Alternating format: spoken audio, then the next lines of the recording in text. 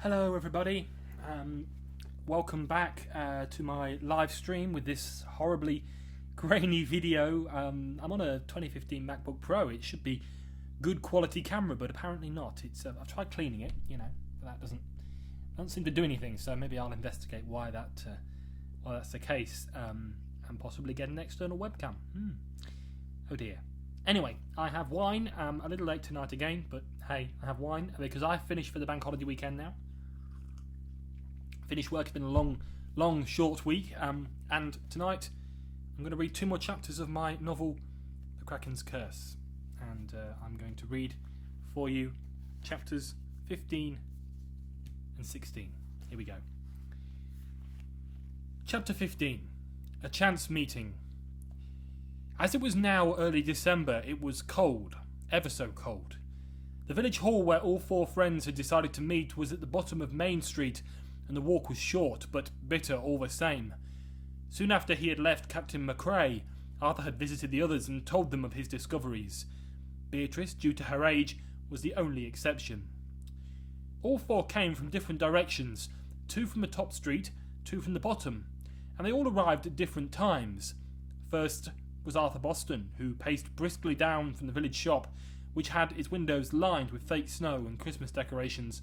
He crossed the road and almost skipped up the stone steps to the entrance. Upon his arrival, he placed his coat on a hook, untied his muddy boots, and pulled some chairs up around the front of the hall. The warm, toasty feeling of the inside was a stark contrast to that of the icy street beyond the windows, and Arthur felt quite sure he had chosen the venue well. It wasn't long before Horace, who was no stranger to the village hall, made his entrance. On this particular night he wore a flailing red coat that frilled out far below the knees and almost dragged on the floor. Under this he wore a strange kind of knitted jumper and a pair of corduroy trousers. He obviously believed that this was typical dress for such a night. Horace ambled up the stone steps, walked inside, and waited for the heavy wooden door to slam shut before proceeding. As soon as it had closed, Captain Jonathan McCrae strode round the corner dressed in full naval uniform. In his mouth was his old wooden pipe, on which he was smoking heavily, and every now and then he would remove it and bite on the end. On his feet he wore dark hobnailed boots that made deep footprints in the muddy fields he had walked across. He made his way up the stone steps and into the hall. Inside, the lights were low and the curtains were drawn fully closed. 4 chairs were drawn up around the stage at the front. Arthur and Horace occupied 2 of the chairs. Captain McCrae took the 3rd chair, and this left just 1 of them empty. "Shall we begin then?" smiled Arthur, looking towards the other 2, who were seated, but not directly, at the empty chair. "Even if we are missing someone." "I agree," Horace replied, while studying some old papers he had just removed from his pocket. "Time is of the essence." Just as Horace spoke, the large wooden door creaked open once more, and in skipped the final piece of the puzzle. "Sorry I'm a little late," Megan shouted, her youthful exuberance suddenly exposed. "I had to stay on working a little longer at the shop. We had a delivery today, and you know what it's like juggling work and everything else." "Don't worry at all," Arthur smiled back, even bigger than before. "You are here, and that's all that matters." "Yes, and lucky for me, Cedric said it's fine for me to take some time off if I need it. Apparently I've been working there for 2 years, and I've never used my holiday allowance to its full advantage." Megan pulled the remaining empty chair away from the stage and closer to Arthur. Then she looked in his direction and smiled, her eyes sparkling. "Well, if everyone is ready, I believe we should start." And Arthur began to explain why they were here in the village hall on such a night. "As you will know well, I visited each of you in turn on different occasions to try and help me discover the truth behind the mystery of my father's disappearance. It was saddening to me that while I was looking into this, I found other stories tied up within it that led to a web of deceit. I feel that it is my duty, as I have discovered such things, that I should at least try and find a solution. This is the reason why, as of tonight, I'll be putting all past troubles behind me, on everyone's account." Captain McCrae suddenly looked strangely happy that Arthur had mentioned this. He was the one with the most to hide after all, so it felt a lot more secure for him. "I spent the last evening with Arthur," he began, picking up the story on Arthur's train of thought. "We looked into the mystery and the legend of the ravenous sea creature they all call the Kraken." Megan gasped. She couldn't help herself. She had heard of the myth before, but didn't realise it was connected to this. "What is it, Megan?" Arthur put it in with concern. "I know the myth. I mean, everyone does. We hear it as children, Megan replied. What do you mean? Arthur asked, surprised. The Kraken is a sea beast of legend. It lives between the two seas of the modern land, the seas of Dorset and the seas of the Mediterranean.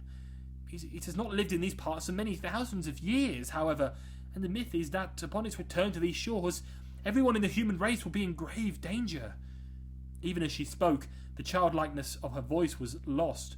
It was as if she was cowering in fear from some distant memory. Arthur was the same.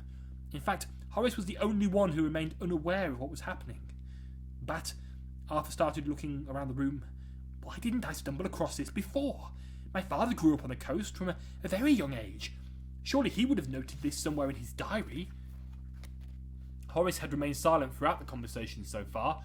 He was deep in thought and still flicking through his papers. He chose his time to speak very carefully. I don't know, Arthur.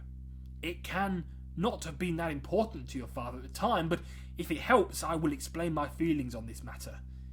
Of course, Arthur answered. Well, I must say, this whole journey has been very interesting to me. The creature we have chosen to investigate is very complex and challenging. If we're to go any further, we will need to plan completely. I'm lucky enough to have with me here tonight some research on the subject. These are the documents that would not be available in other places, so to speak. It was true. Horace could be very knowledgeable when he wanted to be. Now, sitting here in the village hall, Arthur was sure that what he was about to find out would be of importance not only to his story or to his father, but to him personally. The Horace he was listening to now seemed a million miles away from the one he had met back in the cottage. I am very interested to hear what you have to say, Horace, Arthur responded. Perhaps it would be a good idea if you led tonight's discussion, because, forgive me when I say this, but Captain McCrae has told me in very firm terms that you know more about this subject than he, or in fact any of us who are here tonight do. Thank you, he smiled. I would like that. Horace ruffled his papers in his hands and once more searched through them. He pulled out a small bundle of newsprint and passed one around to each of his friends. I have 2 important pieces of information for you tonight. One that may prove even more important than the other, especially for you, Arthur. Arthur studied the piece of paper with thought. Megan could easily see what the article was about, and Captain McCrae was a little more worried now. I have seen this before, Arthur suddenly spoke up. I know that, Horace smiled pleasantly. I'm hoping this article may help someone to perhaps confess to some information. There is nothing on here that you don't know already, Captain McCrae butted in, looking decidedly paler than before. Are you sure? Megan questioned, joining sides. If there's something, and I would say there is, then it's better to tell us now than to wait for later. Captain McCrae squirmed in his seat. He didn't like all this questioning all the time, everyone taking sides and playing with his mind. He knew that there were things he didn't want to tell, things that he shouldn't tell, but he also knew that they would come out in the end. In a way, he did agree with Megan. Surely it was better out now than later. There was something else that happened when my boat was pulled from the seabed, the captain began, looking up the blank wall in front of him. There were more people than is mentioned in the article, and certain things took place that were not printed. Things like what? Arthur questioned, hoping he would not have to get angry again. Well, there were these officials on the seashore. They looked like they worked for the government, and then they were keeping everyone away from the area, keeping back the crowds. I thought it's got to have something to do with the Kraken. They've got to know something, and well, he kept looking at me, kind of making sure. Arthur thought for a little while, going over the options in his head before speaking again. But this doesn't help us much, though, does it? Although it may be interesting, it would be very hard for us to get any information from the government. I have not finished yet, the captain continued. Something more sinister happened. When the ship was eventually pulled up by the crane, a strange feeling rooted in me to the spot, and it has scared me ever since. What was it? Megan asked, looking a little worried. This whole meeting was not her idea, nor was it her cup of tea. Well, there was a mark on the ship, the captain replied. Kind of burned into the wood. It was a strange mark in dark green ink, all over the sides of the boat and the wooden floor of the hull, the darkened ink of the Kraken. He had drawn his soul into the boat. The captain paused and drew breath. It was cursed. Horace looked pleased with himself. Things were going according to his plan. surprisingly better than he had thought that they might. "Thank you," Horace spoke, addressing everyone. "Now, may we ask why this is important to our case?" "Why was it then?" Arthur butted in before being calmed and steadied by a nervous Megan. "It shows us how the Kraken attacks. It shows us that he means and his methods of communication. We now know that it's possible to get cursed, and we know that the Kraken will, more than likely, attack with the ink in its tentacles." Arthur relaxed the minute Megan placed her hands on his shoulders. He knew she was right, and he let himself be guided by her. He knew that if he was ever to succeed in this game, he would need guidance, and he would need to let himself take that guidance. Yes, what Horace was saying was important, but personally he was looking forward to the second piece that Horace had for them. Somehow he knew that it would be more important than anything he had discovered thus far. "I know it doesn't seem very interesting to you at the moment," Horace spoke to Arthur directly, "but if you think about it, the smallest of details could be the cause of the creature's downfall, and it's always better to know your enemy." "Yes, I know you are right," Arthur conceded, "but I am still hoping that your second piece of information is of more importance to me." "Ah, you know me well, for it is not just of great importance to you, it is of great importance to everyone in this room, and beyond." Gathering his papers into a neat pile in front of him, Horace watched as the shadows moved across the room, giving his face an eerie black tinge. "You see," he continued, his voice a little higher than usual, "I have a piece of information that has never before been seen in this land. I am the key guardian of this, and until now I have never let it out of my sight." Captain McCrae shunted forwards in his chair.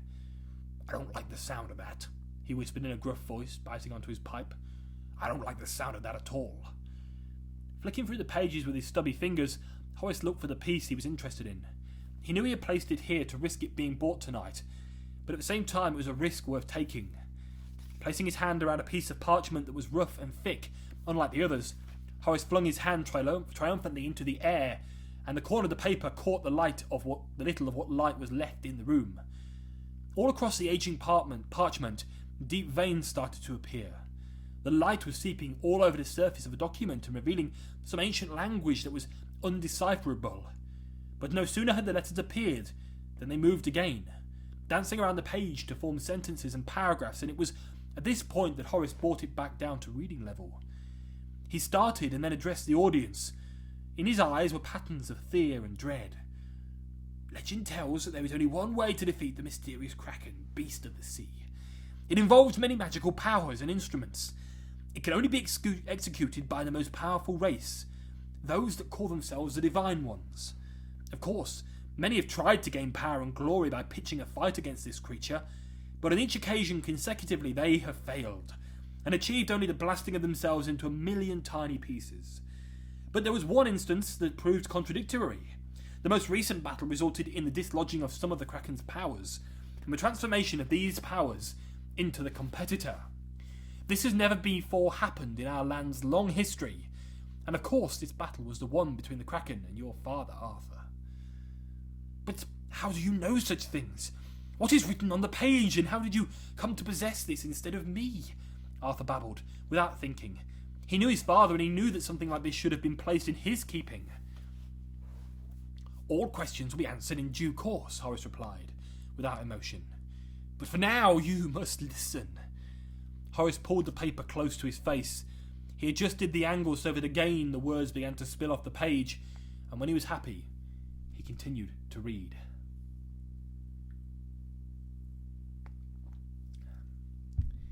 Chapter 16.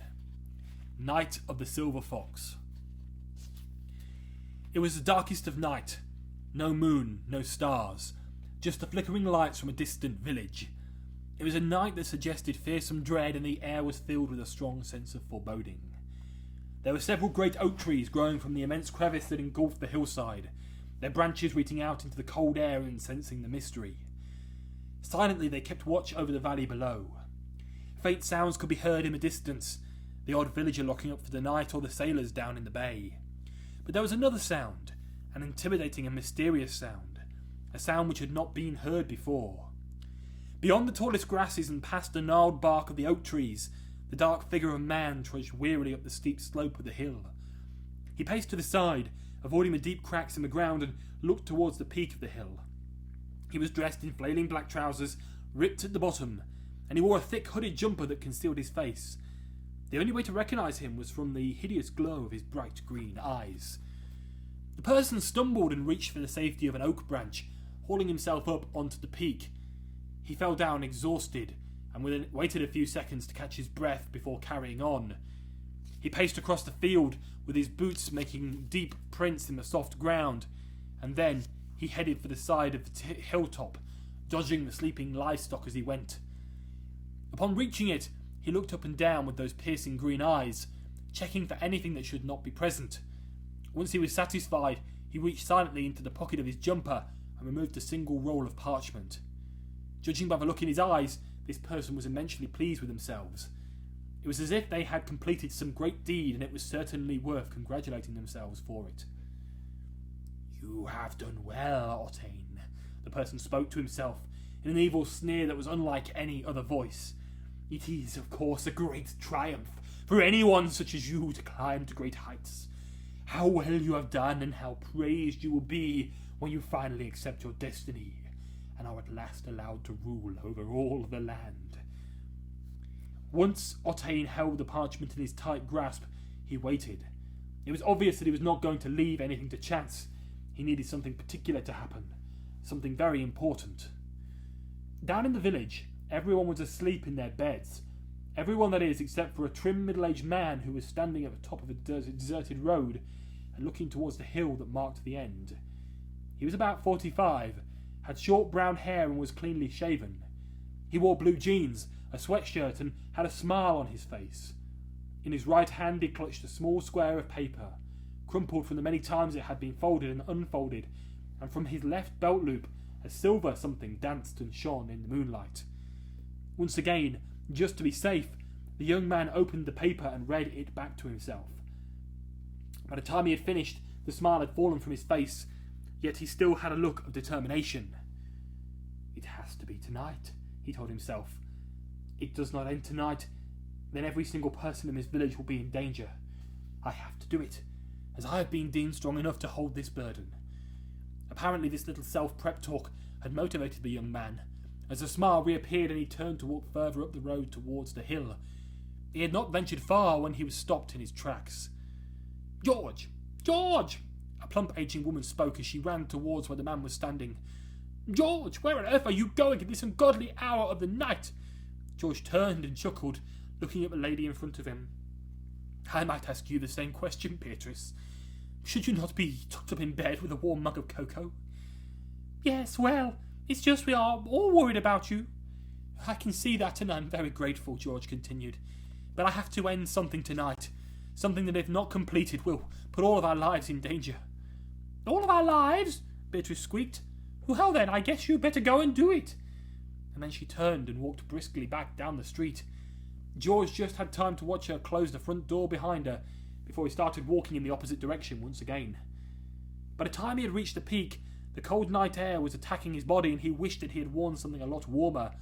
He knew he would be at a disadvantage, but perhaps the inevitable battle that was to come would warm him up somewhat. The peak of the hill ended steeply, leading to a flat field. At the far end there was a monument, and standing close to it was a hooded figure. Dotted along the path were various livestock. George knew at once what he must do. He paced quickly across the field, towards the monument and the hooded figure. He stopped a few metres short of the position, and he stopped a few metres short of the position, giving him a chance to sneak up on this unsuspecting victim. As quietly as he could, George made his way towards the hooded figure that he knew now he had arranged to meet here. "Good evening, Otane." George's voice changed from that persuasive tone he had used on Beatrice back in the village to a sound that was absent of all happiness and showed direct authority. "I knew we would meet again, but I didn't realise it would be this soon." Otane turned and looked George directly in the eyes. George was expecting this, and he looked down to the ground to avoid Otane's horrible green stare. Well, George, I see you got my message." Otane sneered, looking at the folded paper in George's hand. "I doubt you shall return to the village after tonight. I am sure it will please you to hear that this will be your final meeting with me." George just chuckled to himself half-heartedly. I could say the same to you, Otain. Otain's green eyes surged as he removed the roll of parchment from his own hand and placed it on the stone monument in front of him. Quickly he untied the faded red ribbon that held it closed. The parchment was crumpled, yet it felt smooth in his hands. Upon it was some ancient language that George couldn't understand, and Otain smiled beneath his hood as he read it. "What is this, Otain?" George asked, perplexed. "How wouldn't you like to know?" Otain replied with a sneer.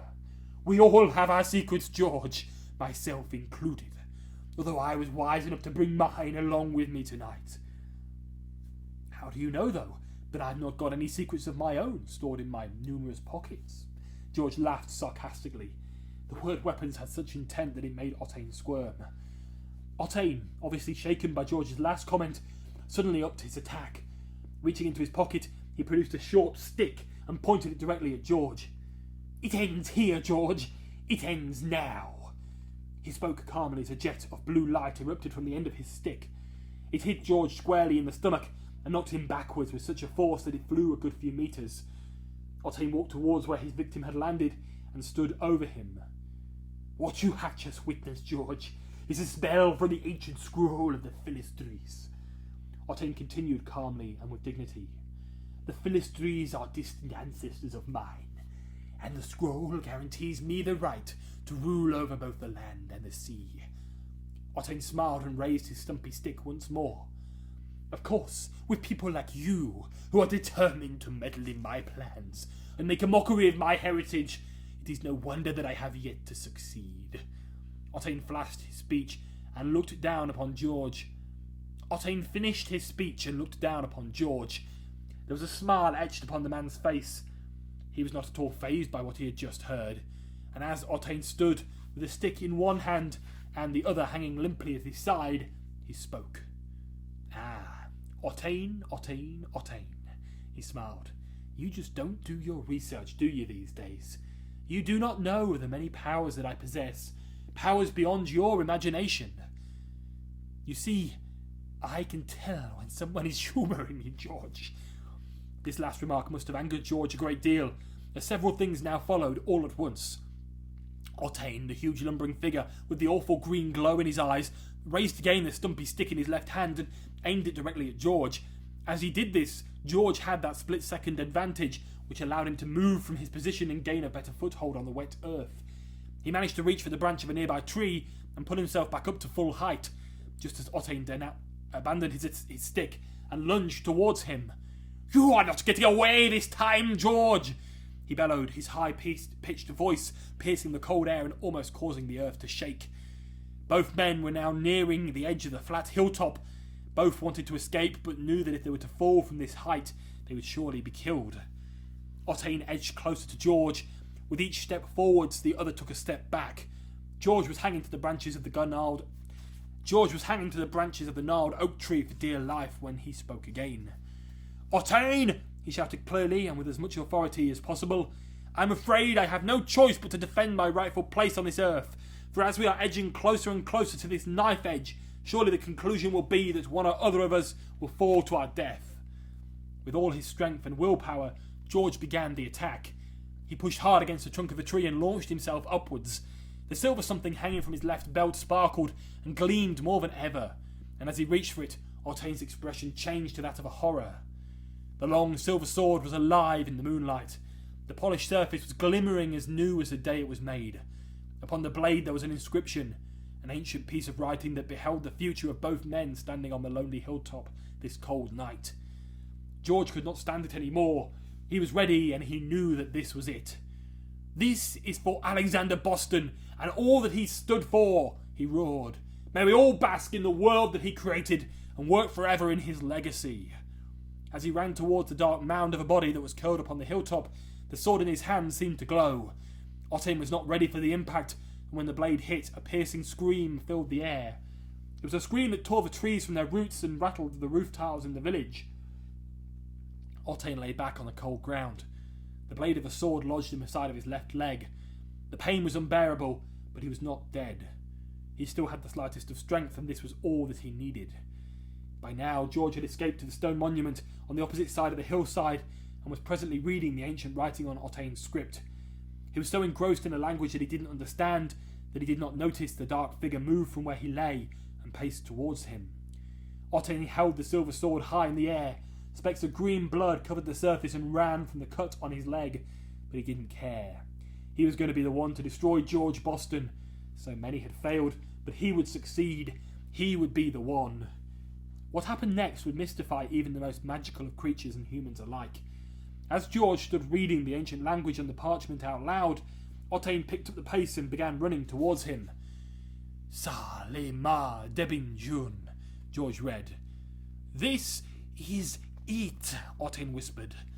Both men were together at one, and George, although he did not know it, would soon be seeing his turn to face fear and embrace its presence.